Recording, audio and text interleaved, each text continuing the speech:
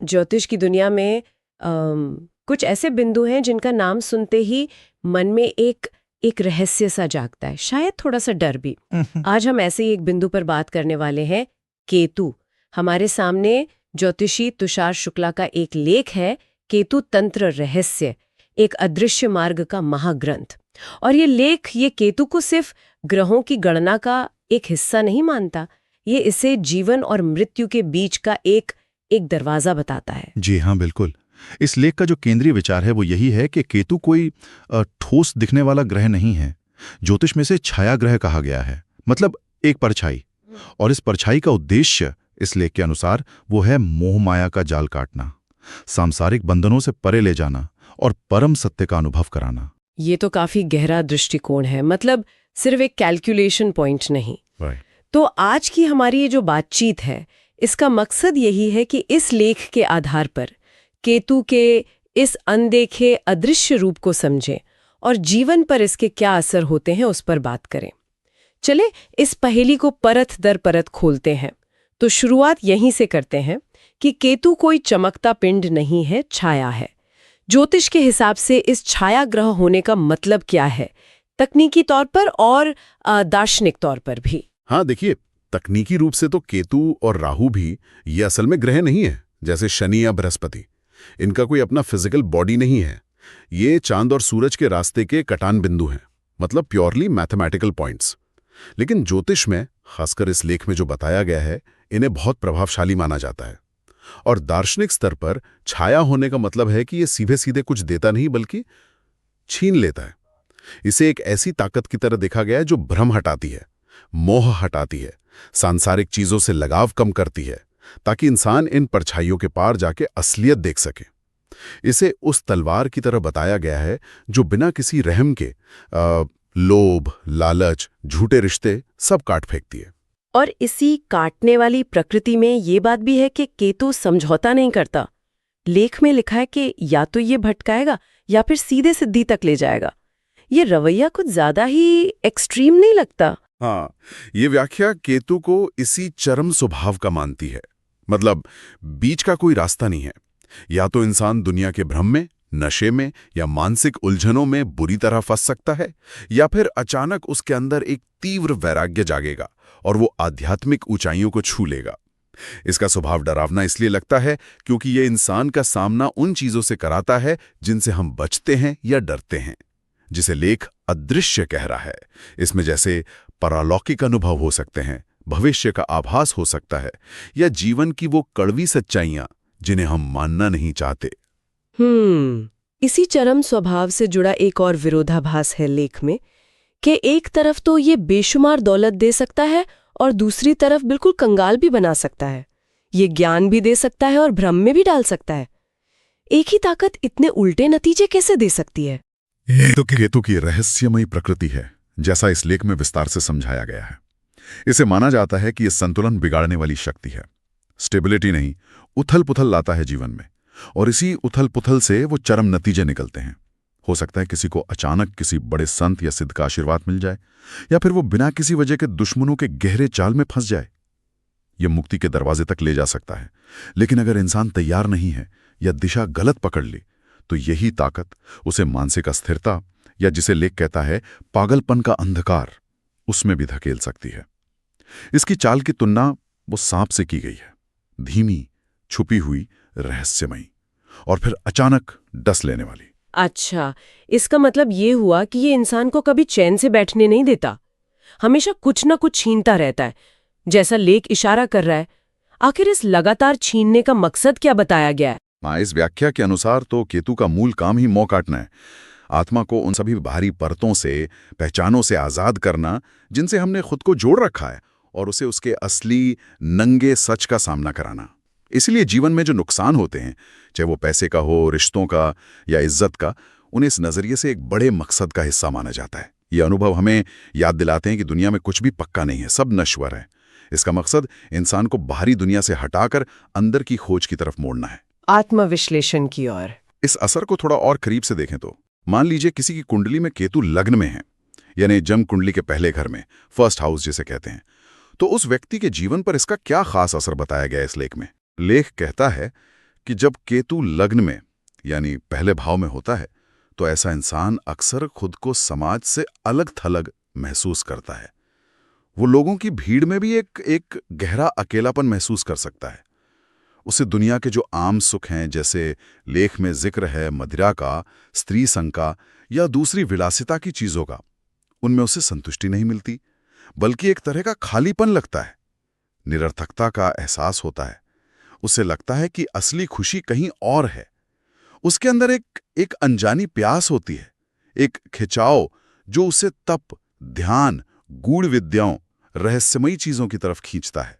और ये भी कहा गया है कि ऐसे व्यक्ति की परीक्षा बहुत कठिन होती है, जैसे अचानक दुश्मन बन जाना या परिवार से ही सोच ना मिलना, दूरी बन जाना या कोई बड़ा नुकसान हो जाना। क्या ये सब इसी लग्न के केतु से जुड़ी परीक्षा का हिस्सा माने जाते हैं? बिल्कुल, ये लेख इसी तरफ इशारा करता है। ये अनुभव आप कह सकते हैं कि केतु के सिखाने के तरीके हैं, इंसान को ये गहराई से समझाने के लिए कि इस दुनिया में कोई भी बाहरी सहारा, कोई रिश्ता, कोई स्थिति परमानेंट नहीं है। चाहे वो दुश्मन की चुनौती हो या परिवार से अलगाव या कोई बड़ी आर्थिक या सामाजिक चोट हो, इन सब का गहरा उद्देश्य इंसान को दुनियावी मोहमाया के बंधनों से आजाद करना है और उसे आत्मज्ञान के रास्ते पर मजबूती से खड़ा करना है। ये अनुभव उसे अंदर से तोड़कर कह सकते हैं कि मजबूत बनाते हैं, अगर वो उनका सही मतलब समझ पाएं। लेख में एक और बड़ी दिलचस्प बात कही गई है, गूढ़ शक्तियों का जागना और अदृश्य जगत के दरवाजे खुलना, जैसे भविष्य की झलक दिख जाना या दूसरों के मन की बात पढ़ लेना। क्या ये लेख इसे वाकई में संभव मानता है? जी हाँ, इस लेख के हिसाब से केतु की ऊर्जा जब सकारात्मक रूप से काम करती है या जब इंसान साधना के रास्ते पर चलता है, तो उसमें ऐसी असाधारण क्षमताएं आ सकती हैं, जैसे भविष्य की घटनाओं का पहले से अंदाजा हो जाना, जिसे हम इंट्यूशन या सिक्स्थ सेंस कहते हैं, या किसी की बातों के पीछे छिपे उसके असली इरादे या भावनाएं समझ लेना। लेख तो यहां तक कहता है कि आत्माओं या दूसरी सूक्ष्म दुनिया की शक्तियों से संपर्क साधना या अदृश्य जगत से कोई गाइडेंस मिलना भी संभव हो सकता है। इस व्याख्या में केतु को इसी अनदेखे डायमेंशन का आप कह ले एंट्री गेट माना गया है। लेकिन इसमें एक चेतावनी भी छिपी है। जैसा आपने पहले भी इशारा किया था, ये शक्तियां खतरनाक भी हो सकती हैं। हाँ, लेख इस बारे में बिल्कुल साफ है। ये एक दो-धारी तलवार है। अगर साधक का मन पाक साफ नहीं है, अगर उसमें अहंकार है या वो इन शक्तियों का इस्तेमाल अपने स्वार्थ के लिए या दूसरों को नुकसान पहुंचाने के लिए करना चाहता है, तो यही शक्तियां उसके अपने पतन और बर्बादी का कारण बन सकती हैं। शक्ति के साथ हमेशा बड़ी जिम्मेदारी आती है ना, और केतु से मिलने वाली मानी जाने वाली ये सूक्ष्म शक्तियां भी इसी नियम में आती हैं। इनका गलत इस्तेमाल साधक को बहुत गहरे अंधेरे में ले जा सकता है। लेख का जो आखिरी हिस्सा है वो काफी गहरा है और सोचने पर मजबूर करता है। ये कहता है कि केतु की राह आखिरकार भयावह है। ये इंसान को बिल्कुल नंगे सत्य के सामने लाकर खड़ा कर देती है। इस चरम स्थिति का क्या मतलब है? हाँ, ये उस चरम अवस्था का वर्णन है जहां इंसान के पास कोई भी दुनियावी सहारा नहीं बचता। जैसा लेख में दिखाया गया है, न परिवार का साथ, न पैसे का बल, न दोस्तों का सहारा, न समाज में कोई इज्जत। सब कुछ या तो छीन लिया जाता है या फिर बेईमानी लगने लगता है। सारे भ्रम, सारे नकाब उतर जाते हैं। उस हालत में इंसान के पास सिर्फ उसकी अपनी आत्मा बचती है और उसे अपने चारों तरफ एक विराट शून्य, एक खालीपन का एहसास होता है। ये पूरी तरह वैराग्य और परम अकेलेपन की स्थिति है, जहां इंसान का सामना सिर्फ अपनी चेतना और उस अनंत खालीपन से होता है। और लेख इसी शून्य को मोक्ष का दरवाजा बताता है। ये बात तो एकदम विरोधाभासी लगती है। सब कुछ खो देना, शून्य हो जाना, ये मुक्ति कैसे हो सकती है भला? यही तो केतु का अंतिम और सबसे गूढ़ रहस्य बताया गया है इस लेख में। ये विरोधाभासी इसलिए लगता है क्योंकि हमारा जो आम मन है वो सुख में, सुरक्षा में, भरे पूरे होने में ही सार्थकता ढूंढता है, खालीपन या खोने में नहीं। लेकिन केतु का रास्ता इस व्याख्या के अनुसार ठीक इसके उलट है। लेख का तर्क यह है कि जब सारे दुनियावी लगाव, पहचाने और डर पूरी तरह से मिट जाते हैं, जब इंसान उस परम शून्य का, उस खालीपन का बिना किसी डर के अनुभव करता है, तभी उसकी आत्मा अपने असली, बंधन मुक्त, शाश्वत रूप को पहचान पाती है, क्योंकि तब कोई बाहरी चीज उसे डिफाइन नहीं कर रही होती। इसीलिए इस शून्य को जन्म मृत्यु के चक्र से आजादी यानी मोक्ष का दरवाजा कहा गया है। ये डर से परे, शून्य से परे उस अमरता के प्रकाश तक ले जाने वाली शक्ति के रूप में दिखाया गया है, जो सब कुछ छीनकर आखिर में सब कुछ यानी आत्मस्वरूप दे देती है। तो ये एक ही साथ डर भी पैदा करता है क्योंकि सब कुछ छिन जाने का डर है, और एक गहरा आकर्षण भी क्योंकि इसमें परम सत्य और मुक्ति का वादा है। ऐसा क्यों है? बिल्कुल। और इस लेख के नजरिए से देखें तो यही डर और आकर्षण मिलकर साधक की जो आध्यात्मिक यात्रा है उसे गति देते हैं। डर इसलिए लगता है क्योंकि ये जानी पहचानी दुनिया, हमारे कंफर्ट जोन, हमारी पहचानों को खत्म कर देता है।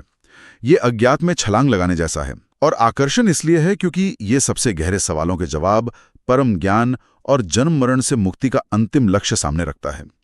यही द्वंद्व, यही तनाव ही साधक के अंदर की आग को जलाता है, उसे साफ करता है, उसे बदलने पर मजबूर करता है।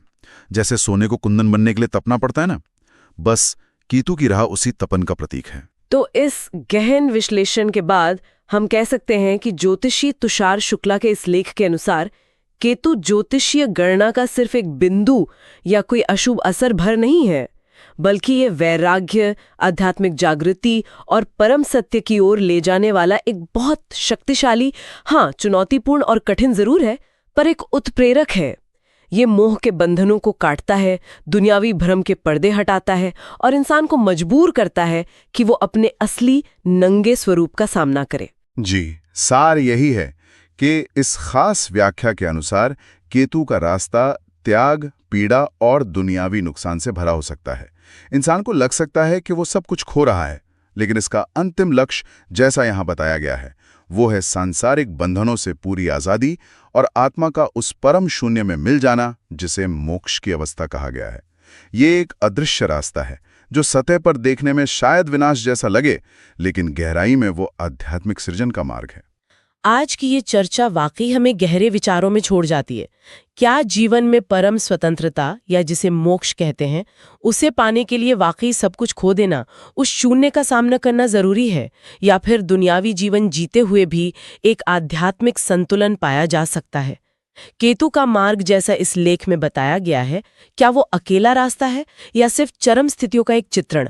ये कुछ ऐसे सवाल हैं जिन पर शायद हमारे सुनने वाले अपने अनुभव और अपनी समझ से विचार कर सकते हैं।